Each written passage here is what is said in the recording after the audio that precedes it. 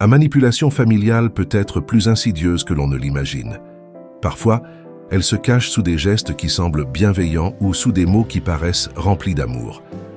Mais que se passe-t-il lorsqu'on se rend compte qu'on se laisse guider par les désirs et attentes des autres sans même s'en rendre compte?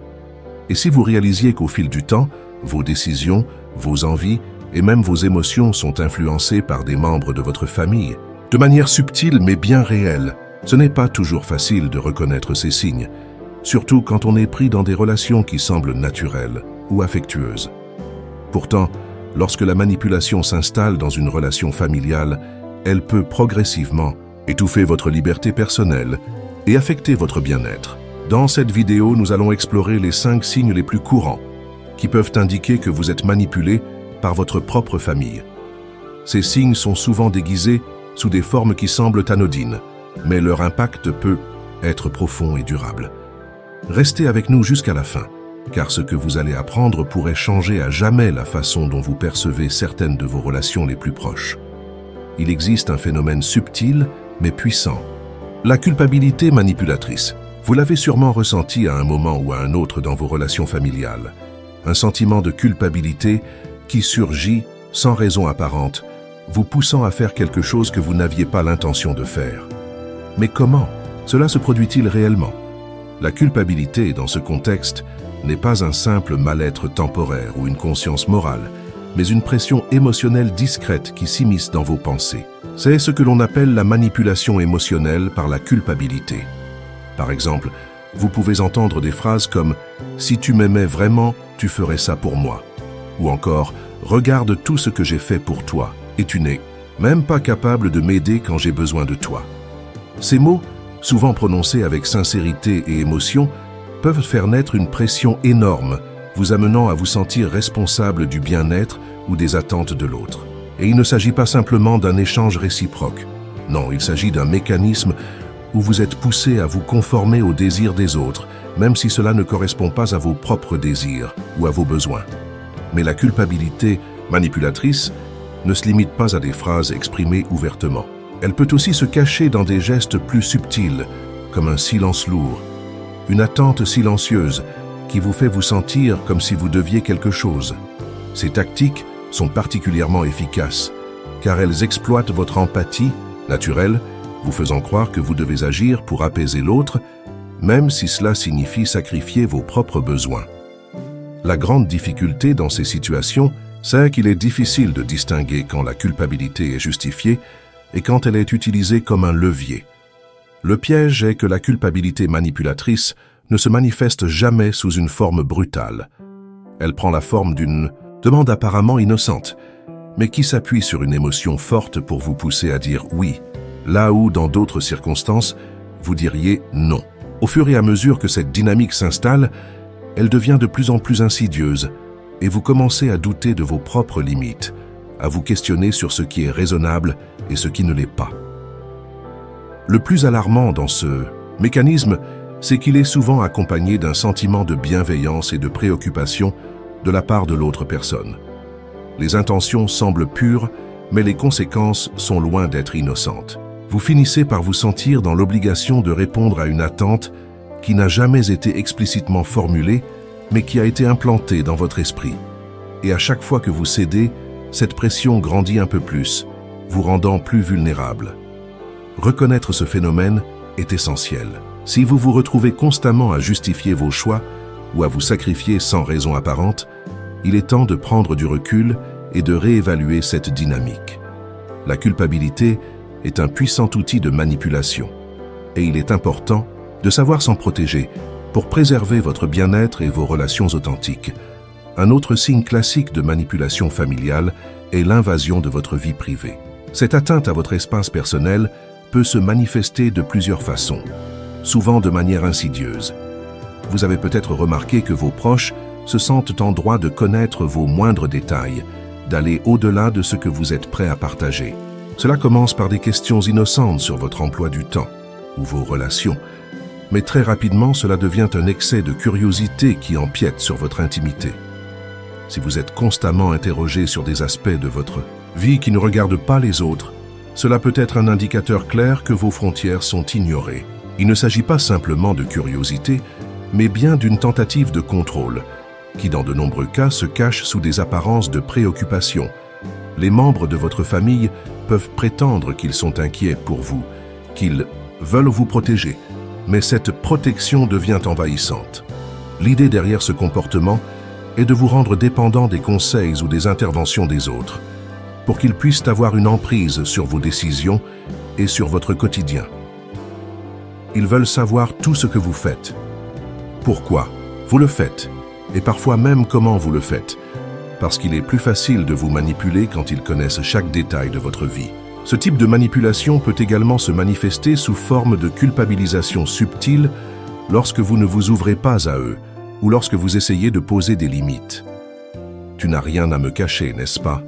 Ou « Tu sais, je suis là pour toi, tu peux tout me dire. » Ce genre de commentaire semble bienveillant, mais il a pour effet de vous pousser à vous justifier, de vous obliger à partager des choses que vous préféreriez garder pour vous. Vous vous sentez alors coupable de ne pas répondre aux attentes de l'autre, même si vos raisons sont parfaitement valables. Cette pression pour se conformer à la volonté de l'autre peut transformer des relations familiales autrefois saines en dynamiques où votre indépendance et votre confort sont constamment remis en question. L'invasion de votre vie privée peut aussi prendre la forme d'une présence excessive, où la personne veut être impliquée dans tout ce que vous faites, même dans les décisions les plus banales. Par exemple, votre famille peut insister pour que vous partagiez des moments de votre journée qui ne les concernent pas, ou qu'ils soient présents à chaque étape de votre vie, même lorsqu'ils ne sont pas invités. Ce n'est pas un simple désir d'être proche, mais un moyen de vous rendre vulnérable, de vous amener à avoir besoin de leur approbation ou de leur validation. Les effets de ce type de manipulation peuvent être dévastateurs sur le long terme. Si vous êtes constamment envahi dans vos pensées, vos émotions et même vos décisions, vous commencez à douter de vos propres capacités à prendre des décisions indépendantes. Vous ressentez un manque d'autonomie, comme si vous étiez toujours sous surveillance.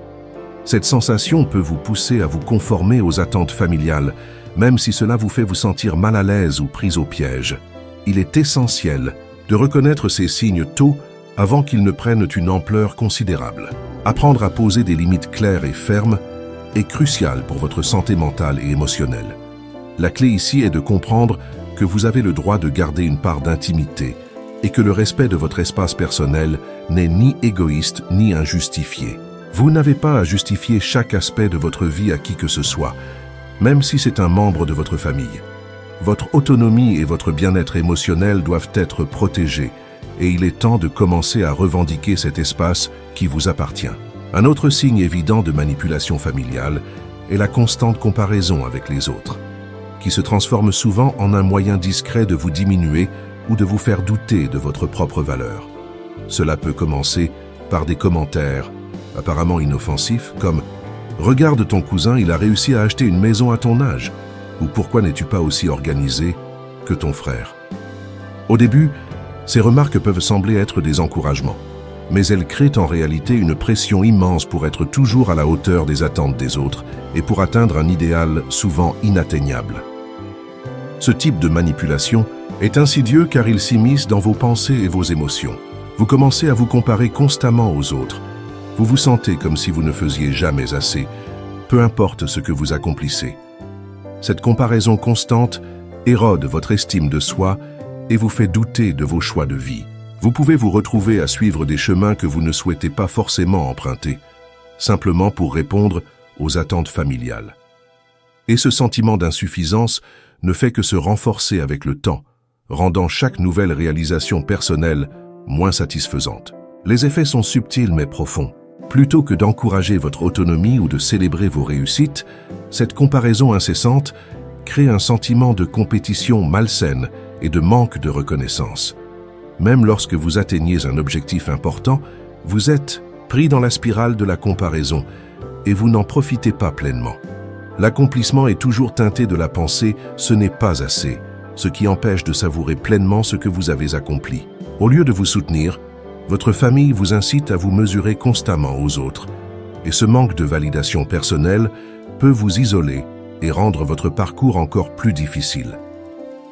À un niveau plus profond, cette forme de manipulation Familial peut également vous pousser à abandonner des rêves et des aspirations qui ne correspondent pas à l'image que la famille attend de vous. Si vous êtes constamment comparé à quelqu'un d'autre, vous risquez de vous perdre dans le désir de satisfaire des attentes extérieures, au détriment de vos propres désirs. Le paradoxe ici, c'est qu'une fois que vous commencez à vous comparer, vous perdez de vue ce qui fait de vous une personne unique, avec des qualités et des rêves qui n'ont pas besoin d'être mesurés à l'aune des autres. Pour se libérer de cette dynamique, il est crucial de reprendre le contrôle sur votre propre définition du succès. Apprendre à apprécier vos progrès personnels sans les comparer à ceux des autres est essentiel pour retrouver un équilibre. L'acceptation de soi en dehors des normes familiales ou sociales est le premier pas pour éviter cette forme de manipulation. Il est important de se rappeler que vos réalisations sont valables en elles-mêmes et qu'elles ne doivent pas être validées par la comparaison constante avec ceux qui vous entourent. Vous méritez de vous épanouir dans votre propre voie, sans avoir à vous justifier à chaque étape. La chantagème émotionnelle est l'un des outils les plus puissants de manipulation, souvent utilisé au sein des familles. Cette forme subtile de pression émotionnelle est destinée à vous faire sentir responsable des émotions ou du bien-être d'une autre personne à un point tel que vous pourriez mettre de côté vos propres besoins et désirs pour répondre à ceux des autres. Ce n'est pas une accusation directe, mais plutôt un appel à votre sensibilité et à votre culpabilité. L'idée est simple, vous faire croire que vous êtes la cause de la souffrance de quelqu'un, ou que vous êtes la seule personne capable de résoudre le problème. Par exemple, vous pourriez entendre des phrases comme « Si tu savais combien je souffre à cause de ça » ou « Je ne sais pas ce que je ferais sans toi ». Ces mots semblent vouloir exprimer un besoin de soutien ou de réconfort, mais ils sont souvent utilisés de manière à vous manipuler émotionnellement. Vous pouvez vous sentir obligé de répondre à cette demande, même si cela va à l'encontre de vos propres souhaits ou de vos priorités. La manipulation est subtile, car elle se cache derrière l'idée que l'autre personne a besoin de vous et que votre amour ou votre attention est la solution à ses problèmes.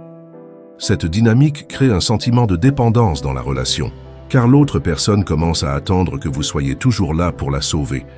Si vous ne répondez pas à cette attente, vous vous sentez coupable, comme si vous échouiez en tant que membre de la famille. Vous commencez à croire que l'amour se mesure par la capacité à tout sacrifier pour l'autre, mais cette notion de sacrifice n'est rien d'autre qu'une forme de manipulation. En réalité, cela vous prive de votre propre autonomie et de votre capacité à vous consacrer à vos propres besoins. Le plus inquiétant dans cette dynamique est que, dans beaucoup de cas, la personne manipulatrice ne se rend même pas compte qu'elle exerce une pression injustifiée. Elle peut sincèrement croire qu'elle a besoin de vous ou qu'il est normal de vous imposer cette charge émotionnelle. Cela devient alors un cercle vicieux où vous êtes amené à toujours donner plus sans jamais recevoir de reconnaissance pour votre sacrifice. Vous pouvez vous retrouver à vivre dans une situation de stress constant où vous vous sentez épuisé émotionnellement car vous vous sacrifiez continuellement pour répondre aux besoins des autres. Pour briser ce cercle de la chantage émotionnel, il est essentiel de redéfinir ce que signifie vraiment aimer et soutenir quelqu'un. L'amour ne devrait pas être une excuse pour exploiter les autres émotionnellement. Vous avez le droit de poser des limites et de vous protéger émotionnellement. Apprendre à dire non, sans culpabilité, est un aspect fondamental pour préserver votre santé mentale et émotionnelle. Il ne s'agit pas de cesser de soutenir ceux que vous aimez, mais de comprendre que vous ne devez pas sacrifier votre bien-être pour le bien-être des autres. La relation doit être réciproque et respectueuse, et vous méritez de recevoir autant d'attention et de soins que vous en donnez. Un autre signe flagrant de manipulation dans les relations familiales est le manque de respect pour vos limites. Les limites personnelles sont essentielles pour maintenir une relation saine, et lorsqu'elles sont constamment ignorées ou franchies, cela peut créer un environnement émotionnellement toxique. Vous avez peut-être déjà vécu ce sentiment d'être constamment sollicité, poussé à faire plus que ce que vous êtes prêt à donner, sans qu'il y ait de reconnaissance ou d'inquiétude pour votre propre bien-être. Ce manque de respect pour vos besoins peut se manifester de diverses manières, souvent sous forme de demandes incessantes, qu'elles soient explicites ou subtiles. Dans beaucoup de cas, la manipulation commence par des demandes apparemment anodines. Par exemple, une simple question comme « Peux-tu m'aider à faire ça ?» peut devenir une exigence non dite, surtout si cette demande est répétée fréquemment, sans que vous ayez jamais la possibilité de dire non sans culpabilité. La personne manipulatrice ne se préoccupe pas de savoir si vous avez le temps ou l'énergie de répondre à cette demande. Ce qui est important pour elle, c'est que vous cédiez à sa volonté, sans tenir compte de vos propres limites physiques ou émotionnelles. Vous vous retrouvez alors à constamment accorder du temps et de l'énergie à quelqu'un d'autre, tout en vous négligeant vous-même. Les limites émotionnelles sont également souvent mises à l'épreuve dans ces situations. Si vous essayez de poser des limites claires, comme exprimer que vous avez besoin de temps seul, ou que vous n'êtes pas en mesure de répondre à une demande à ce moment-là, vous pourriez vous retrouver face à des réactions manipulatrices. Cela pourrait prendre la forme de culpabilisation.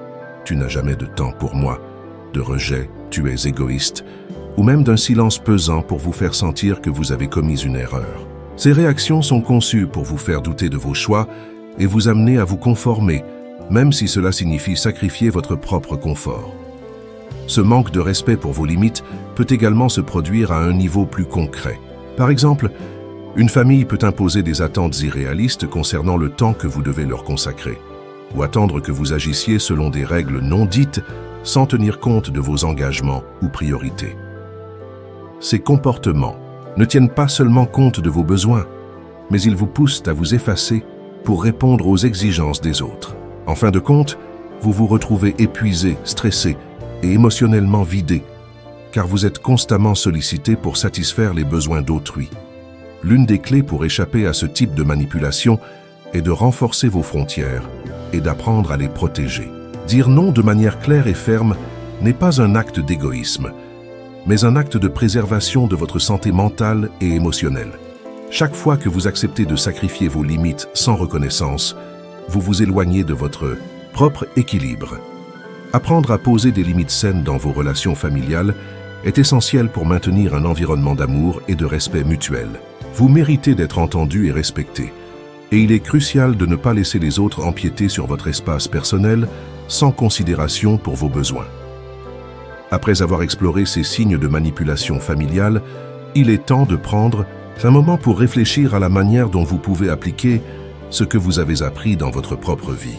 L'une des choses les plus importantes à retenir est que vous avez le droit de protéger vos limites et de ne pas vous laisser emporter par les attentes des autres, même s'ils sont des membres de votre famille. Chacun de nous mérite de se sentir respecté, écouté et soutenu, et cela commence par la reconnaissance de ses propres besoins. C'est un défi, certes, mais chaque petit pas que vous faites pour vous affirmer et poser des limites est un grand pas vers la préservation de votre bien-être émotionnel. Alors, qu'allez-vous faire maintenant? Je vous encourage à mettre en pratique ce que vous avez appris ici. Essayez de repérer ces signes dans vos relations familiales et de prendre les mesures nécessaires pour protéger votre espace personnel. Si vous avez vécu des expériences similaires, partagez-les dans les commentaires.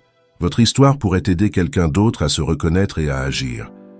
N'hésitez pas non plus à partager cette vidéo avec une amie qui pourrait en avoir besoin. Et bien sûr, si vous n'êtes pas encore abonné, cliquez sur le bouton d'abonnement pour ne rien manquer de nos prochaines vidéos. Enfin, dites-moi de quelle ville vous regardez cette vidéo. Je serai ravi de connaître d'où vous venez. Prenez soin de vous et à très bientôt.